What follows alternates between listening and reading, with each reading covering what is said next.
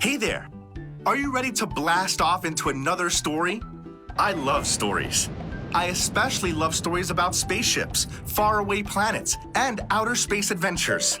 Those are the stories I like to hear over and over again, and I like to tell other people about them too. Well, this story is so amazing that I can't wait to tell you about it. If you're ready for the story, count down with me. Let's hear it.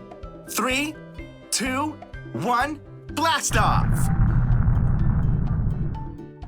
I am so excited to tell you this story today.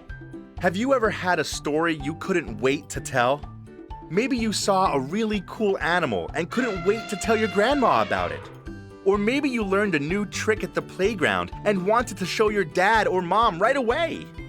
Well, this story is so amazing that I can't wait to tell you about it. In the Bible, we can read about two guys, Peter and John, who were really excited about sharing a story too. It was the story of Jesus. They couldn't wait to tell others about how Jesus came to save the whole world and how he loves each and every one of us so much. They knew all about Jesus because they were Jesus' friends, and they couldn't wait to tell everyone about him. But the problem was, some people didn't want Peter and John to talk about Jesus.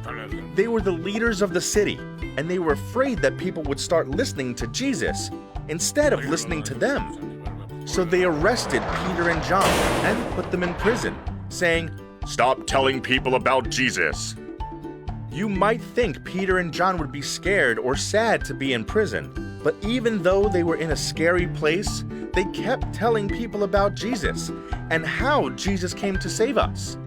When the leaders of the city asked Peter and John why they would keep talking about Jesus after they'd been told not to, they said, "We've seen what Jesus has done, and we can't stop talking about it." Then they let them go.